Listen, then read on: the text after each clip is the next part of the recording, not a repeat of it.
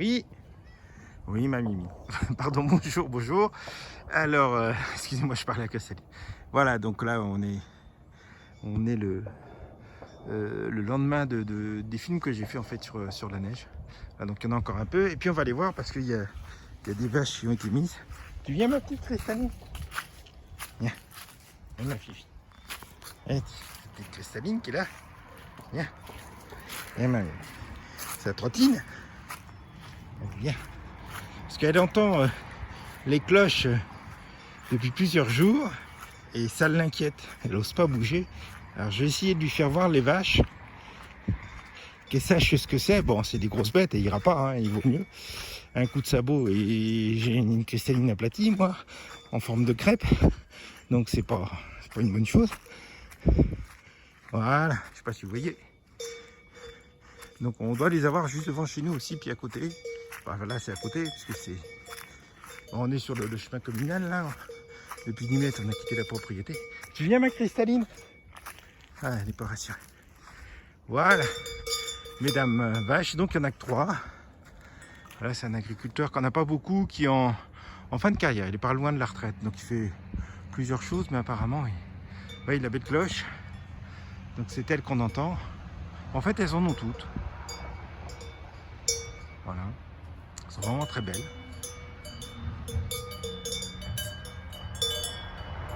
Je suis arrivé, c'est quoi? Voilà. Ah, elle s'éloigne. Mesdames Meumeux, vous êtes où? Vous êtes là. Voilà. D'accord, on les surnomme, je ne sais pas si on le fait toujours, en Auvergne les Dooms. Je trouve que ça leur va bien. Ah, on s'excite. Un compte à régler. Alors on n'est pas loin de la Suisse, et à la Suisse, il y a un... Tu viens, ma cristalline, viens voir. Ouais, je la vois pas. Hein. Pauvre petite cristalline. Et il y a un comté qui s'appelle le Valais suisse, vous savez, c'est au bout si mes souvenirs sont exacts, au bout du lac Léman, en montant le Rhône, puisque le Rhône traverse le lac Léman. Et là, c'est au bout en s'enfonçant dans la Suisse, hein, pas en direction de la France. Et donc, on arrive dans le Valais. Et les vaches du Valais sont particulières. Il y a des compétitions. Hein, il n'y a pas de corrida, mais il y a des compétitions. Et c'est des vaches, hein, c'est pas les taureaux, c'est pas les mâles. Et on met deux vaches en compétition et elles vont s'affronter, mais en fait paisiblement, puisque quand une reconnaît qu'elle est moins forte que l'autre, elle s'agenouille devant la gagnante. Voilà, elle estime que c'est elle qui a gagné. Elle s'agenouille devant et le combat est fini. Alors je trouve que c'est assez original et assez sympa. Voilà, donc ce qui fait qu'il n'y a pas de blessure, il n'y a pas tout ça, mais ça donne l'occasion de fête, de tout ce qui s'ensuit. Voilà, ça, ce sont les vaches du Valais suisse. Voilà. Alors celles-là, ce sont des bonnes vaches savoyardes, voilà, qui sont ravissantes et qui sont dans le pré. Donc là, évidemment, elles sont 3, hein, donc ça fait quand même peut-être bien entre 2 et 4 jours qu'elles sont là, hein, parce qu'à 3, elles ont beau manger, il faut du temps pour dévorer tout ça. Je suppose qu'il va les mettre dans le pré du bas après. Et puis après, donc de l'autre côté, de l'autre côté de chez nous, où il y a aussi un pré. Voilà. Donc elles sont sympathiques, ces meumeux. On a tellement perdu le contact de la nature que même une vache, ça devient extraordinaire, tellement on en voit rarement. Vous savez qu'on parle toujours des bonnes vaches normandes qui sont noires et blanches, elles sont marron et blanches. Voilà. Alors, je ne sais pas si c'est une race savoyarde ou pas. Je ne connais pas du tout en vache, je m'y connais pas. C'est clair, je ne m'y connais pas du tout. Voilà. C'est juste qu'on a essayé de refaire le roc génétiquement, donc d'après les dessins des cavernes, on a un animal qui ressemble certainement un peu, mais a priori on ne sait pas forcément si elle a la bonne taille, et il n'a certainement pas les caractéristiques génétiques, puisque le roc c'est la vache de la préhistoire, et donc ils n'existent plus en fait, hein, c'est leurs descendants. Et c'est que les hommes ont fait beaucoup de races suivant les régions, la nourriture et tout. C'est comme ça qu'on fait des races au cours des siècles. Malheureusement, depuis, on va dire, depuis le début du XXe siècle, il y a, dans les années 90, c'était 80% des races domestiques qui avaient disparu. Je ne sais pas où on en est actuellement, mais si mes souvenirs sont exacts, l'État et le privé ont fait des espèces de fermes conservatoires qui permettent de protéger les races domestiques. Et donc je sais qu'il y a comme ça des races qui sont protégées, des races de poules, de vaches, de tout ce que vous voulez, de chevaux, de moutons, etc. Et également au niveau de... Elle est pas là ma Cristaline? Non, elle veut pas venir. Et également au niveau des ports, tout ça. Alors après, il y a les zones insulaires comme la Corse. Hein, là, évidemment, vous trouvez... Il y a certainement peu d'espèces domestiques qui ont disparu. Voilà, mais il y a donc ces fermes, dont certaines sont d'État, pour protéger les races domestiques qui restent en France, hein, parce que c'est un appauvrissement génétique. Voilà. Et là, on en crée des nouvelles, mais il faut qu'elles soient productives, machin et tout. C'est souvent une assimilation artificielle. On se demande si ces nouvelles races sont capables de se reproduire par elles-mêmes. Donc, ça n'a pas du tout les mêmes valeurs. Donc voilà, donc il y a ces fermes. Si vous en avez près de chez vous, profitez-en. Souvent, elles sont ouvertes à la visite, voilà, qui sont chargées de sauvegarder les races domestiques des animaux français. Alors, il y en a beaucoup, comme les percherons et tout. Après, c'est des privés hein, qui ont toujours des animaux. Et puis il y a les anciennes races comme les chevaux de Przewalski et tout, qui sont des chevaux très très très anciens, qui ont été préservés en fait et qu'on est en train d'augmenter en nombre. Donc vous en avez, je crois que c'est dans le... Non, c'est pas en Picardie. Et ce sont des races très très anciennes qui sont considérées comme les races naturelles, sauvages, qui n'ont pas été affectées par l'homme. Et qu'on essaye certaines ont été préservées, donc on les conserve, on augmente le nombre, et d'autres on les retrouve, on essaye de les retrouver comme les aurochs. Bon. Et bien sûr, toutes les races que l'homme a disparu et dont la génétique commence à se faire mission de recréer. Hein. Alors, on va parler du dodo, qui est très célèbre, le dodo, parce que dans les films L'âge de glace, hein, à un moment on voit les dodos.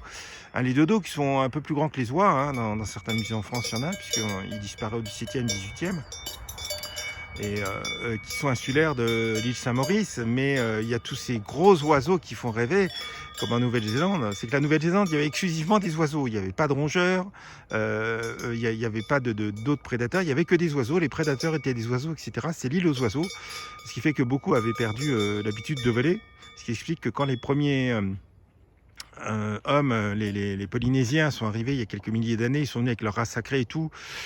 Bah, non seulement ces oiseaux-là, comme le kiwi, sont pas très grands, sont fait tuer, mais les œufs sont fait descendre. Et c'est comme ça que beaucoup d'espèces ont diminué. Et les plus gros, comme les moas, il y avait 7 sous-espèces. Le moa qui pouvait atteindre 3 mètres de haut, je crois, 2,50 m, 3 mètres. Ce gros oiseau, c'était facile, vous en tuiez un adulte et vous aviez à manger pour tout le village pendant une semaine. Donc en une génération, en fait, en un siècle, ils ont décimé toutes les 7 sous-espèces de moa. Vous voyez que la destruction des espèces date pas de maintenant. Et ils avaient qu'un seul prédateur qui était l'aigle de Hertz, qui devait faire pas loin de 4 mètres de diamètre, qui représentait dans certaines figures comme un monstre qui attaque les hommes. Bah oui, s'il était capable de soulever des moas de 50-75 kg, il pouvait soulever un homme.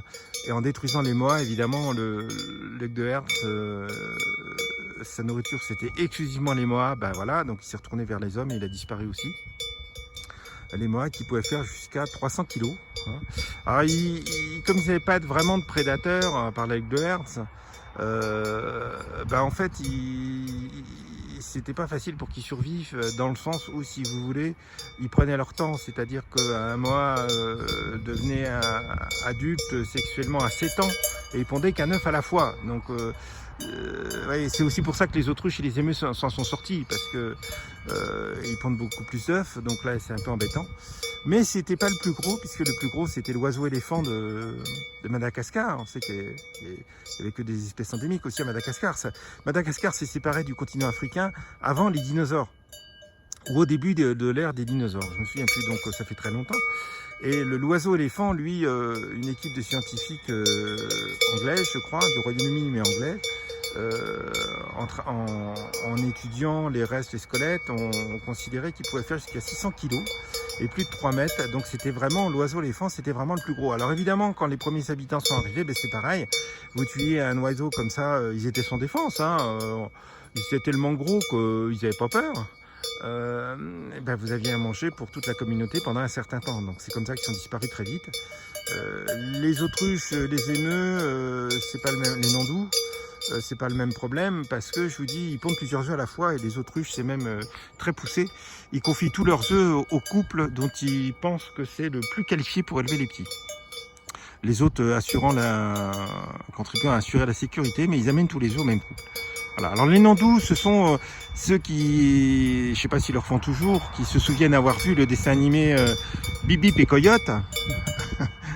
Voilà, les coyotes, bon, tout le monde sait ce que c'est, mais Bip Bip, voilà, on s'est dit, c'est un machin inventé. En fait, non, Bip Bip, c'est un nandou, un dessin animé. Donc, les nandous ont la particularité de vraiment ressembler à des autruches un peu plus petits. On n'en trouve plus en Amérique du Nord, contrairement à ce que le dessin animé Bip Bip et Coyote nous laisse croire. Il y a quelques dizaines d'années qu'ils sont disparus. Par contre, il y en a toujours en Amérique du Sud où ils sont protégés. Et c'est vraiment des autruches un peu plus petites. Si les autruches font jusqu'à 2 mètres 2,50 m, mes souvenirs, eux font une cinquantaine de centimètres de moins en plus grand et bon, forcément on a le poids qui va avec. Mais c'est vraiment, autant les émeux ressemblent pas particulièrement aux autruches, autant là les nandous c'est vraiment des autruches plus petites, c'est assez marrant. Donc on en trouve, il y en a toujours en Amérique du Sud. Voilà. En sachant que c'est pas l'émeu qui est le deuxième plus grand, qui est lui en Australie, mais c'est le casoar qu'on trouve en Asie. Casoar, bonjour madame. Casoar qui est considéré comme un oiseau dangereux. Bah, si vous ne l'emmerdez pas, il ne va pas se défendre. Hein. Il n'y a pas d'animaux agressifs en tant que tel. Ils se défendent simplement. Et c'est lui qui est considéré comme le deuxième plus grand après l'autruche. Je ne sais plus exactement son poids. Je sais qu'il y en a à Beauval. Ils sont magnifiques. Alors eux, ils sont pleins de couleurs. Ils sont vraiment magnifiques. Voilà, voilà, voilà. Ben écoutez, après tous ces bavardages, on est parti des vaches pour arriver aux oiseaux disparus, aux oiseaux géants, en passant par les fermes qui essayent de sauver les espèces domestiques qui restent en France. Hein. Il doit en rester au maximum 15% de ce qu'il y avait. Et je vous dis à plus. Et on a toujours pas vu notre petite aussitôt parce que j'essaie de vous faire voir les détails des colliers. Les colliers sont décorés. Évidemment, c'est en cuir et tout. Je sais pas si vous voyez. Voilà. Et je me pousse parce que j'ai ma voisine qui part. Et je vais revenir. On voit qu'ils sont un petit peu décorés. Voilà.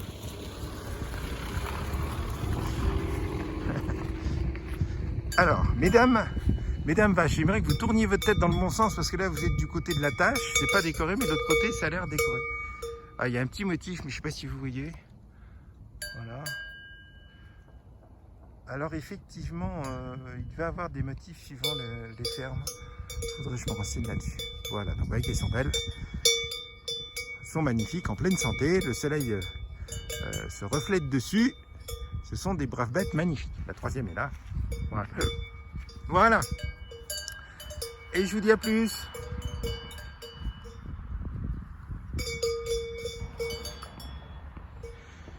Alors je reprends gentiment avec mes vaches, vous voyez l'ombre, il y a un beau soleil.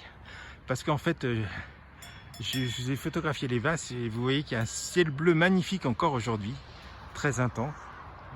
Donc on voit à travers les arbres. Alors au printemps, c'est une parenthèse, ce sont des bouleaux. On peut récupérer l'eau de bouleau. Ici, on dit que quand on boit un verre d'eau de bouleau au printemps par jour, ça nous remet d'aplomb. Donc on récupère l'eau de bouleau comme le sirop d'érable, hein. Vous faites un petit truc, un tournevis, et puis